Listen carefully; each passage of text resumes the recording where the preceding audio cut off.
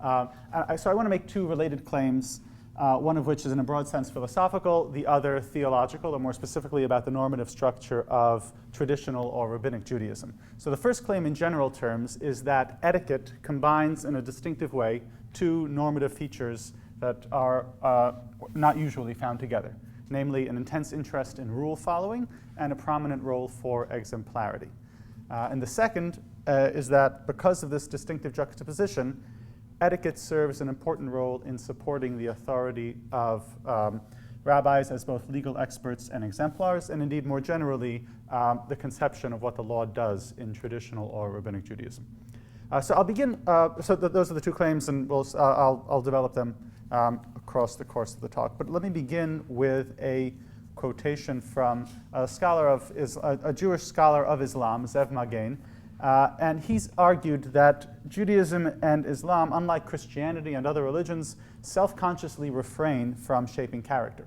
Their overarching normative framework isn't ethics, but law. Halakha in Judaism, Sharia in Islam. And law, because it's heteronymous, works, quote, to police people's actions externally, not to reform or rewire people internally. This non-interference policy allows the human being's internal drives to remain fierce. It reins them in for the sake of society, but leaves them intact for the sake of the individual, end quote.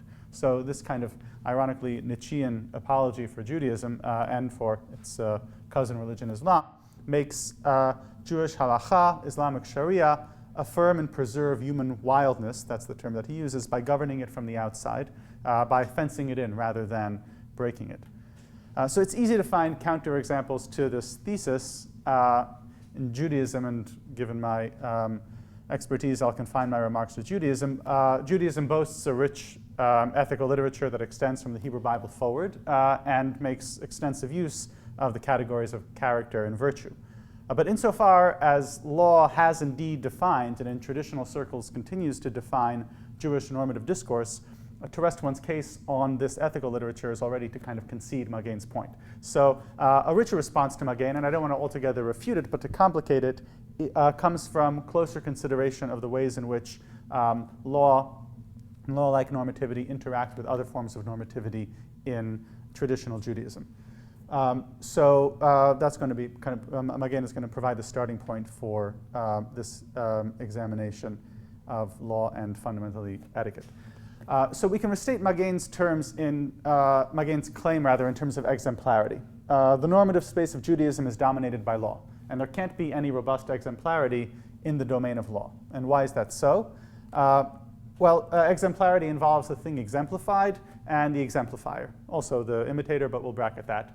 If exemplarity is functioning in any kind of robust way, the exemplifier needs to tell us something about the thing exemplified. Perhaps the thing exemplified is abstract, and so the exemplar helps to concretize it, or perhaps it's obscure or ambiguous, so the exemplar helps to locate or specify it, or perhaps it's difficult to do, and so the exemplar helps to show that it's possible, that it's within our grasp. One can conceive of a more foundational still role for the exemplar, and that's the kind of work that Linda Zagzebski spoke about earlier, that Amy Olberding is doing in the context of Confucian ethics, where the exemplar is conceptually prior to the thing exemplified. And the thing exemplified is really just a kind of provisional abstraction from a fundamentally deictic act. She, pointing to the exemplar, is good. And the abstract formulation never exhausts the exemplar, and it's always subject to revision following further study of the exemplar. So if that's how we conceive of exemplarity and how it works, then it's easy to see why law isn't a normative structure in which you'll find robust exemplarity. An exemplar certainly can't be conceptually prior to the laws, and an exemplar isn't even of much pedagogic use in view of the law's complete specification, that it's all about rules, not about principles, at least at the level of performance of the law, and the relative ease of following the law. Moreover, and this is important, even to the extent that a law gives expression to a virtue, you're supposed to follow the law because it's the law, and not per se because it gives expression to the virtue. Hence, you can't really serve per se as an exemplar of that virtue, but only at best as an exemplar of law following. And when it comes to traditional Judaism, that last factor, this idea that you're supposed to follow the law because it's the law, looms particularly large. So there is a very long historical tradition of arguing for the unity of Jewish law and virtue. This is something one finds already in the book of Deuteronomy, book of Ben Sira, Jewish philosophy, beginning with Philo, a character that we'll return to in a moment. But Rabbinic Judaism commits itself fairly strongly, that is, Rabbinic Judaism, the Judaism that was canonized in the first few centuries CE and set the framework for Judaism until today. Rabbinic Judaism commits itself fairly strongly to resisting a systematic interpretation of the law as a vehicle for character formation, or as fundamentally simply embodying ethics, for reasons that become clear from a passage on your handout. And it's actually the last passage on the handout, so on page 3, this is source number 10. Philo is a philosopher living in Alexandria, 1st century Egypt, and his basic project is ethical allegoresis of the Pentateuch, reading the 5 books of the Pentateuch as its narrative and its law as allegories for ethical formation, for character formation, for curbing of passions.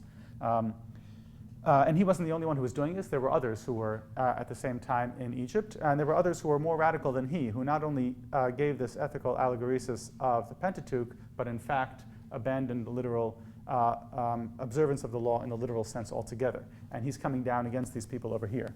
There are some who, regarding laws in their literal sense, in the light of symbols of matters belonging to the intellect, are over punctilious about the latter, that is, the symbols and the intellect, while treating the former with easygoing neglect, that is, the literal observance. Such men I, for my part, should blame for handling the matter in too easy and offhand a manner. They ought to have given careful attention to both aims, to a more full and exact investigation of what is not seen, that is, the allegorical ethical interpretation, and in what is seen, to be stewards without reproach. As it is, as though they were living alone by themselves in a wilderness, or as though they had become disembodied souls and knew neither city nor village, nor household, nor any company of human beings at all, overlooking all that the mass of men regard, they explore reality in all its naked absoluteness. These men are taught by the sacred word to have thought for good repute and to let go nothing that is part of the customs fixed by divinely empowered men greater than those of our time. So they shouldn't be abandoning the literal interpretation. It's true that receiving circumcision, this is the particular example that he is discussing, does indeed portray the excision of pleasure and old passions. That's really the ethical significance of circumcision, and the putting away of the impious conceit under which the mind supposed that it was capable of begetting by its own power. But let us not on this account repeal the law laid down for circumcising. We shouldn't therefore abandon literal interpretation of the law. Why, we shall be ignoring the sanctity of the temple and 1,000 other things if we are going to pay heed to nothing except what is shown to us by the inner meaning of things. Nay, we should look on all these outward observances as resembling the body, and their inward meaning as resembling the soul. It follows that exactly as we have to take thought for the body, because it's the abode of the soul, so we must pay heed to the letter of the laws. If we keep and observe these, we shall gain a clearer conception of those things of which they are the symbols, and besides that, we shall not incur the censure of the many and the charges they are sure to bring against us. So we shouldn't abandon literal interpretation of the law, A, for philosophical reasons, because you get a better sense of this symbolic ethical significance of the law by observing it, an interesting psychological observation, I suppose, more than philosophical. And second, a pragmatic consideration. Everyone will blame us and think of us as heretics if we abandon literal interpretation of the law. This passage kind of clarifies what is the problem in cashing out the law in terms of its ethical significance. Namely, it raises the threat of abandoning the law altogether, instrumentalizing the law to the point that one leaves it behind. So Rabbinic Judaism is then fairly committed to this idea that the law is to be observed as the law, whatever ethical consequences it may have. But nevertheless, Rabbinic Judaism doesn't give up on the connection between law and ethics. It continues to assert that connection, but it's ideologically committed to not specifying it. So it's not so much then that Magen is right to deny Judaism's interest in character formation. Rather, what he's doing is really putting the spotlight on an inherent tension in Rabbinic Judaism, which wants to both construct the law as law, to be followed because it's the law, but also to have the law play a role in character formation. Or to put it differently, it wants the law both to be heteronymous, coming from the outside, but also embodied. And you can solve the problem by saying that it's Jewish ethics rather than Jewish law that's going to shape character, but because Rabbinic Judaism is also committed to the centrality of law as kind of the normative form, to leave law out of character formation is an unpalatable kind of strategy.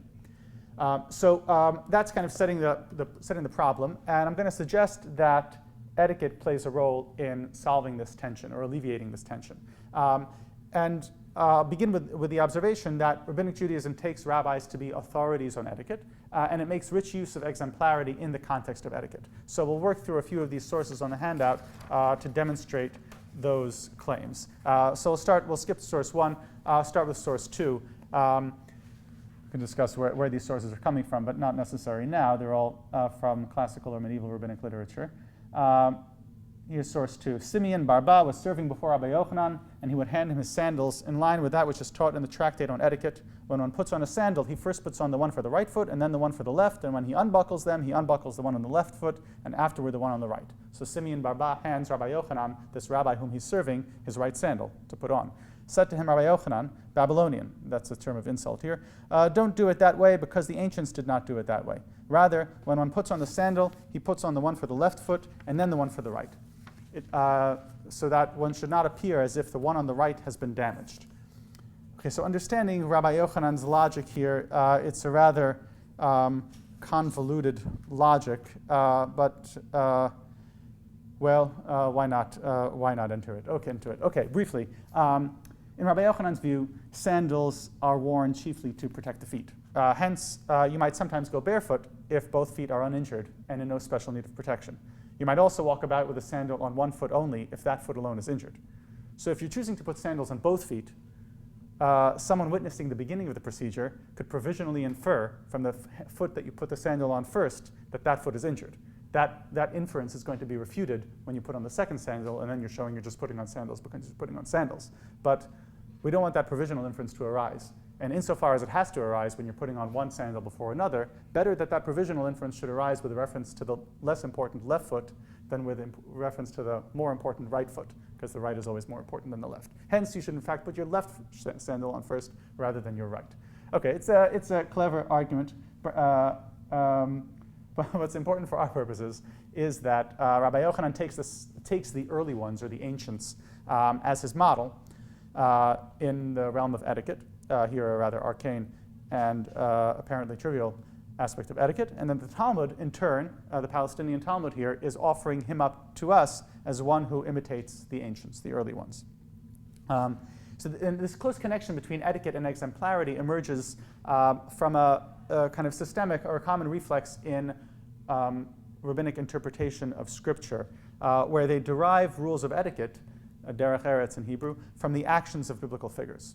So they don't state them outright, they derive them systemically from the actions of biblical figures. You have an example here in source 3, and the biblical text here is Exodus 19. God is proposing a covenant to Israel. He gives the details to Moses, and then Moses conveys the details to Israel, and they agree, and then Moses reports back to God.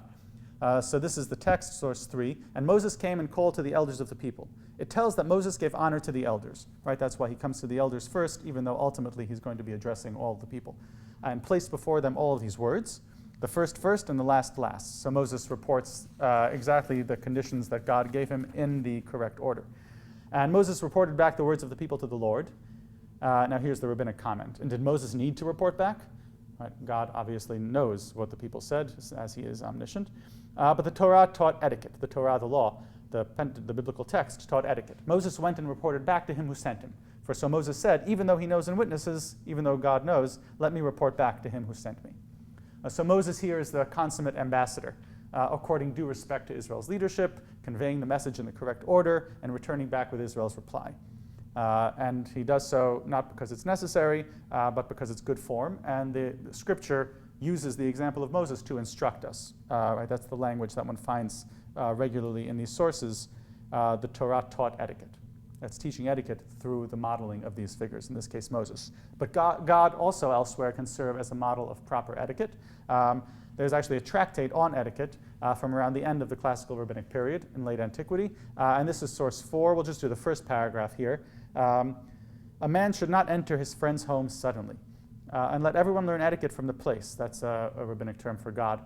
Who stood at the entrance to the garden and called to Adam. Right. So after Adam has eaten from the tree, God does not immediately initiate conversation with him, but this is Genesis 3:9, as it says, and the Lord God called to Adam and said to him, where are you? So the rabbis imagine that as a form of politeness. God is, as it were, knocking on the door before he then where the garden is Adam's home, before he critiques him for having sinned.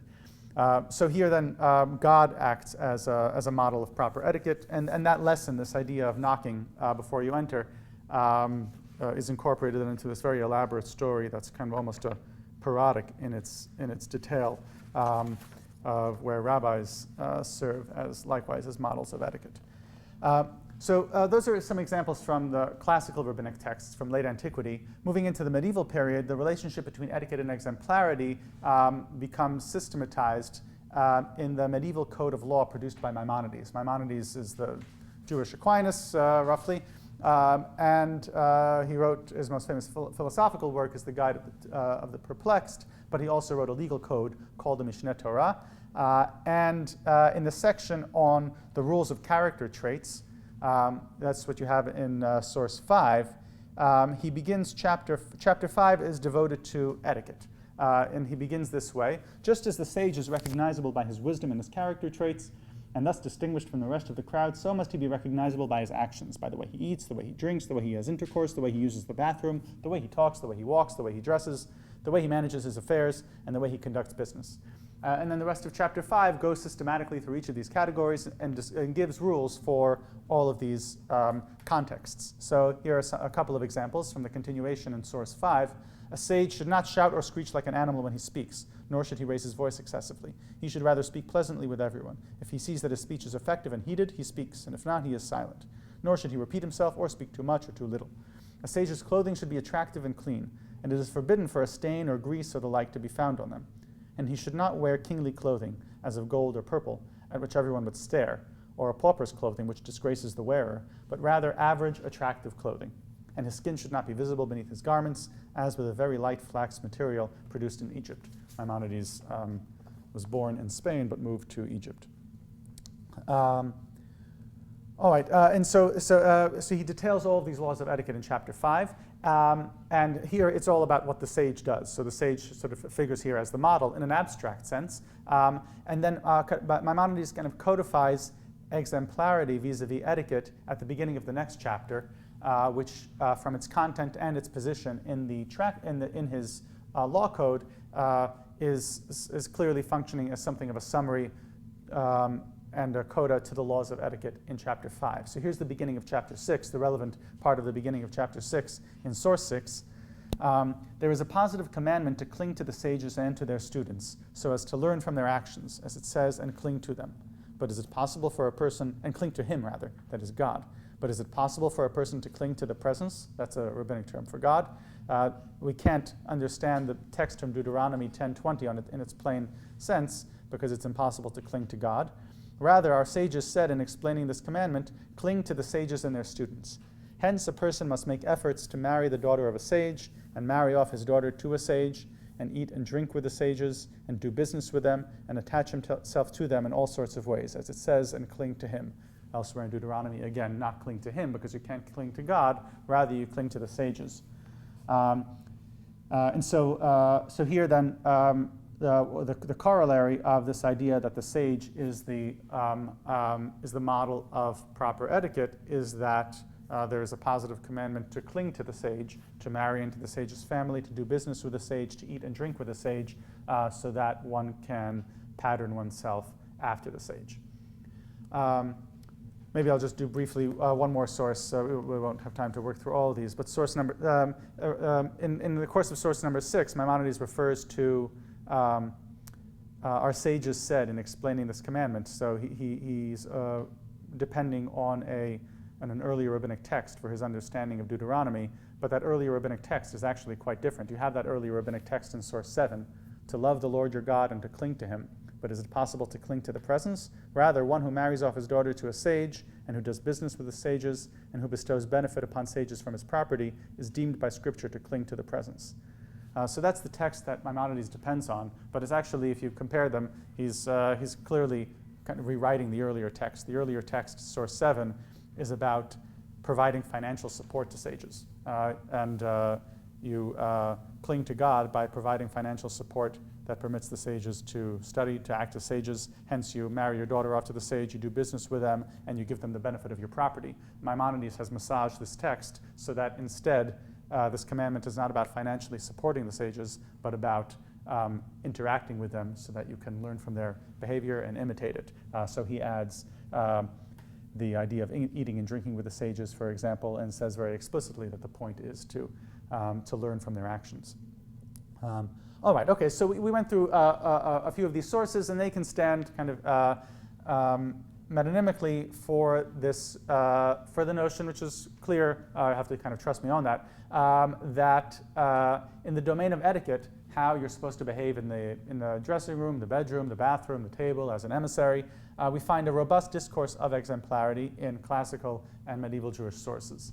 So now I want to turn then and argue that etiquette exemplarity serves an important role in traditional rabbinic Judaism, and it alleviates the tension that I laid out earlier between the centrality of law qua law on the one hand and the commitment to law as somehow becoming embodied, as playing a role in the formation of the individual.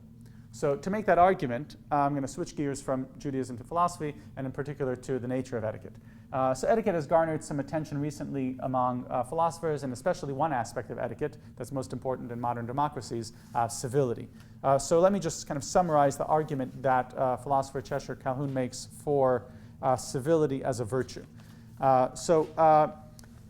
Aside from the expression of civility through apparent trivialities, the chief objection to thinking of civility as a moral virtue is, for Calhoun, the fact that, quote, civility has intimate associations with following socially established rules, whether those rules be of etiquette or civil law. Unlike justice, it doesn't require adopting a socially critical moral point of view, but rather involves rule following. Calhoun's response is to accept that and to argue that the character of civility as a virtue is bound up precisely with the fact that it's affiliated with a following of conventional rules. And here again is a quotation from her. What makes being civil different from being respectful, considerate, or tolerant is that civility always involves a display of respect, tolerance, or considerateness. Thus, civility is an essentially communicative form of moral conduct. In addition, because communicating our moral attitudes is central to civility, being genuinely civil, unlike, say, being genuinely considerate or genuinely tolerant, requires that we follow whatever the socially established norms are for showing people considerateness, tolerance, or respect. So civility is a matter of communication. Communication requires a language, and those rules of etiquette or civility, represent the language through which that communication, whatever is conveyed in civility, respect, considerateness, is communicated. So that's for civility, and a similar analysis has been given of dignity, and this is, I'm following the analysis along Kantian lines in Michael Rosen's recent book on dignity. He defends the importance of dignified behavior. Dignified behavior is more or less amounts, at least for our purposes, to the same thing as etiquette, along the lines that echo Calhoun's analysis of civility. And here I'll quote again, "The dignified person is someone who shows dignity in their character or bearing. It's a manifestation of a moral capacity, the ability to resist natural impulses. And being dignified is fundamentally something that one shows." And that's being dignified, and being dignified, insofar as it is a matter of showing, is very much connected to respecting the dignity of others, where respecting the dignity of others, quote, requires that one show them respect. So the concept of dignity then trucks in the symbolic or the expressive. Now, how important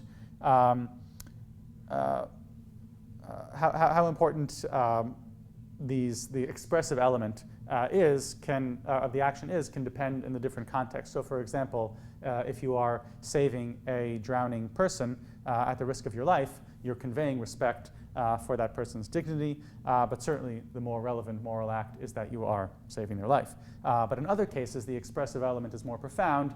Rosen thinks of cases where we are acting towards someone in a way that they certainly wouldn't want. So, for example, executing them in the case of capital punishment, or killing them in the case of war. So here, it's important that even as we are doing that, we respect their dignity through these expressive acts that ensure that they're not being humiliated or degraded. It's nothing personal, as it were. Right? And it's in these kinds of cases where, as with civility, conventions enter. Here again I quote, "What counts as humiliation or degrading treatment varies drastically from culture to culture." And convention is still more determinative in cases of acting dignified, which is the bread and butter of etiquette. So for example, although cross-culturally dignity is tied up with acting in a way that separates the human from the animal, what precisely constitutes animal-like actions will vary from culture to culture. All right, so what's important in all of this for me is that etiquette is all about conventions and rules. And in that sense, it's like law.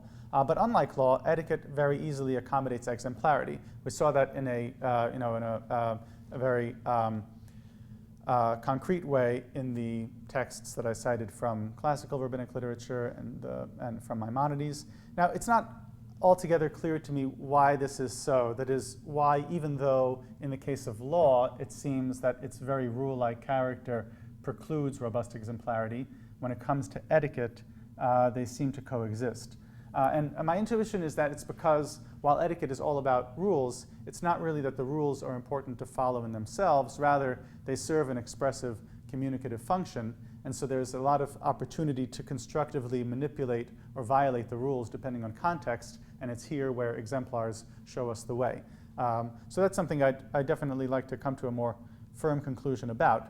But be that as it may, for my argument here, I need only to have determined that etiquette is a normative framework in which rules and exemplarity coexist. The claim that follows then, and now we're turning back from the philosophical segment to the claim about Judaism, is that etiquette helps alleviate the tension that I began with between law as fundamentally about rules and law as character building, where again rabbinic Judaism wants to make both claims, but is reluctant to spell out, to kind of cash out that claim in terms of reducing law to its ethical content.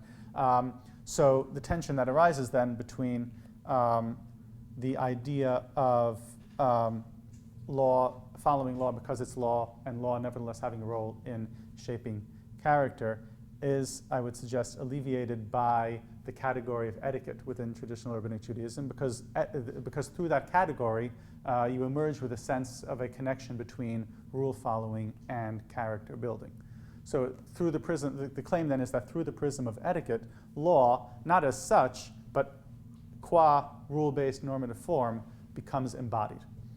So to summarize, and I mean that is a claim that probably requires more elaboration and unpacking, but I'll just summarize instead and then we can discuss it further. But I suggested that fundamental to rabbinic Judaism is this commitment both to observance of the law as law and to the idea that it does shape character, and a commitment to being ideologically fuzzy, an ideological commitment to being fuzzy about how those two things coexist. And then the claim is that etiquette somehow manages to combine both rule following, it's fundamentally about rules, and exemplarity, and how it does that is something that I'm not altogether clear about, though I think I can give some rough account. And then the consequence is that etiquette within the rabbinic context helps to alleviate this tension between law as law and law as having some role in character building by modeling a kind of normativity where you have a rule-based normative form that is nevertheless embodied and very much capable of expression through exemplars. Thank you. So yes, I think I can field my own questions if there are any. So yeah, so thoughts, comments, questions, if any. This is a very small question, but I wasn't even aware that Maimonides had a treatise on character traits or things like that. Is there an English? Is it part of? Well, so it's part of his. Maimonides wrote basically three major works. One is that his first one was a commentary on the foundational code of rabbinic law, the Mishnah. So a commentary on the Mishnah. The second is the Mishneh Torah, which is essentially a legal code meant to update and replace all of the legal reasoning that had occurred between the Mishnah and Maimonides. And then the third is the Guide of the Perplexed, the Moreh Nevuchim. So these rules of conduct are a chapter within that Mishneh Torah, that code divides into 14 books. Each of those 14 books divides in turn into sections, and these rules of conduct constitute one of the sections of one of those 14 books. Okay. So fairly small in the corpus. Right. I mean, he develops it at much greater length. His position on law and ethics in the Guide of the Perplexed, it occupies something like half of the Guide of the Perplexed. But he doesn't really focus on etiquette much there. And Maimonides, for me, was really important here, less for himself than as encapsulating what would be the consensus. There are many points at which Maimonides is controversial and in no way represents traditional Judaism in his view of anthropomorphism and the like, and his view of sacrifice, for example. But on this, he really stands more for spokesperson for traditional Judaism, and he has the advantage of being systematic in a way that the classical sources are not. So that sort of figures. In his deos, how strongly does that mean virtue, or does it also mean psychological state?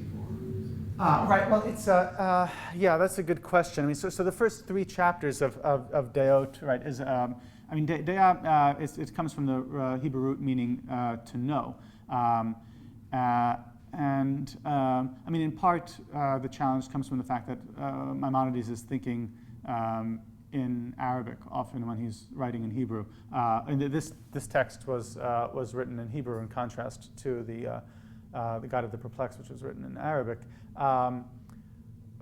So that's part of the challenge. But what he does in those first three chapters, though, of this section is lay out some form of the Aristotelian doctrine of the mean. So he's thinking about anger and the idea of appetite and the notion that one should settle on a mean, and then offering advice how one can attain to the mean if one finds oneself at one extreme or another. Certain character traits for which one should not go to the mean, but rather to one extreme or another. Anger, he actually gives us an example.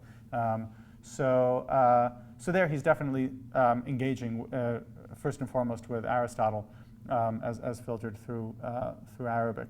And so it correlates pretty strongly with, and he also contrasts the character traits, the deot, with their expression in action. So he does seem to think of them as traits or dispositions pretty strongly.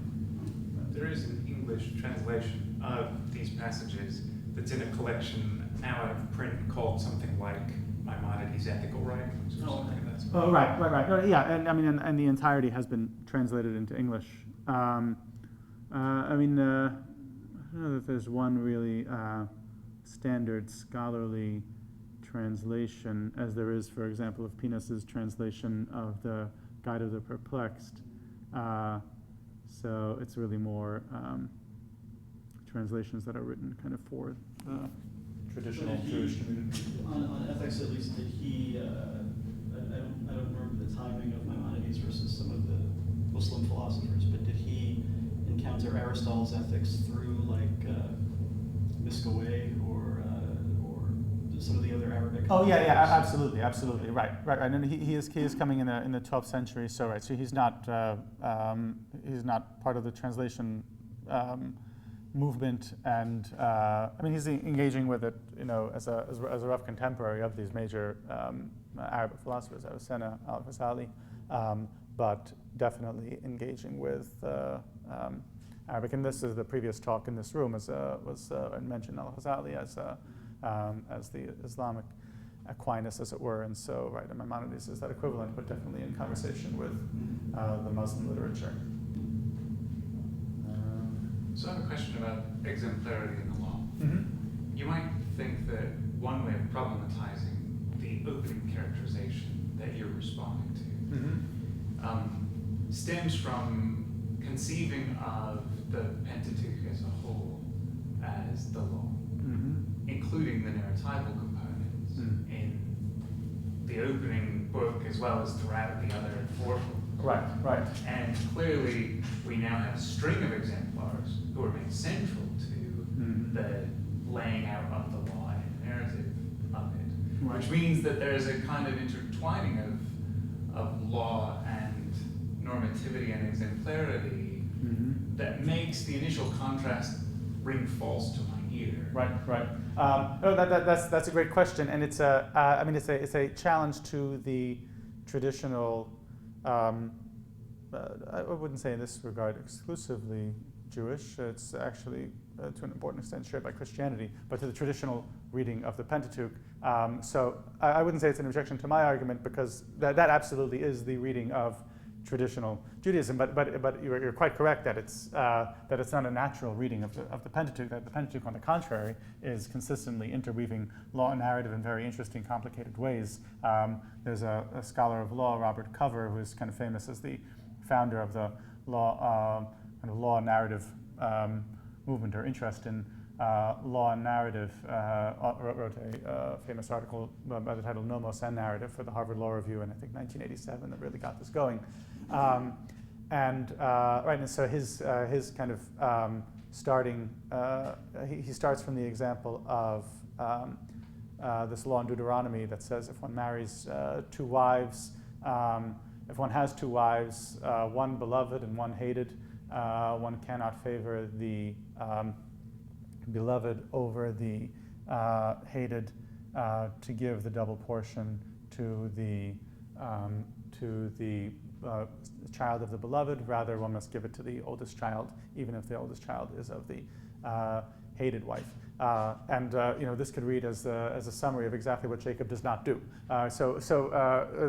Clearly, and in part, when the whole narrative of the whole Jacob story really, in part, acquires its kind of force from the fact that he is violating this norm.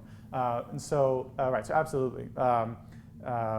Especially the Book of Numbers is good about interweaving law and narrative, whether that's a result of redaction of sources or H versus P, different question, but absolutely right. There's a much more complex interaction of law and narrative in the Pentateuch. And to some extent, rabbinic literature is alert to that. They're perfectly willing to critique Abraham, so for example, for risking Sarah's life when he offers her, or risking Sarah's virtue, as it were, when he offers her as his sister when they descend to Egypt in Genesis 12, and the like. But they don't do anything like what Philo does, which is to basically construct the biblical characters as embodied laws. Philo's view is the biblical characters, the patriarchs are, to one degree or another, embodied laws, and the law is really an explication of their examples. Rabbinic literature definitely resists that, and for the reasons that, as I mentioned, Philo himself really articulates as he fends off, in the left guard movement against the radical algorists. So yeah.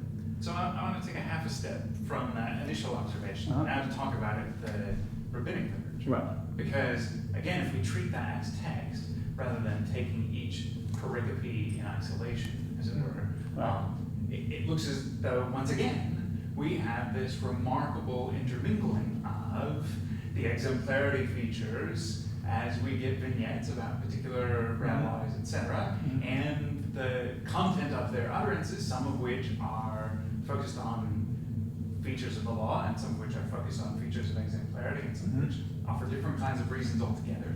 Right. And so you might think, once again, there's something puzzling about the pitting one against another, or trying to reduce one's authority to the foundation in the other, or what have you, when throughout the whole, alongside one another, we have this full-blown intermingling, interweaving component that defies the dissection process. Right. Okay. No, that's a very interesting objection too. You're saying basically that just as if I may paraphrase, it's just as a fair reading of the Pentateuch would lead one to kind of recognize this complex intermingling law narrative, so to a fair reading of the rabbinic texts would. And I think that's the case. I'd say two things about it. First, as an historical matter, the law was kind of read in isolation, or at least valued. In this case, not so much, I guess, the legal portions as the Babylonian Talmud. The Babylonian Talmud, in particular, is the center of the curriculum of rabbinic Judaism, really from late antiquity forward, understood as a legal text. And that entails producing very flat readings of narratives so that they can't contradict the law. You do really need to struggle with this text to simplify it, because it is complicated in precisely those ways, but they do. And this leads to a number of critiques of Talmudists and to the what was known as the Mussar movement in Eastern Europe, where the Talmud really became curricularly central, which precisely highlighted this assumption that simply studying the law could make one a good person, and one needn't attend to cultivation of character as such. But because they were doing this, and yes, producing flat readings of this complicated corpus, but nevertheless doing it. So that's that as a matter of practice. But then also, and more generally, there is this commitment to the law as the normative center, and so you don't really want to, and so insofar as there is this commitment to the idea of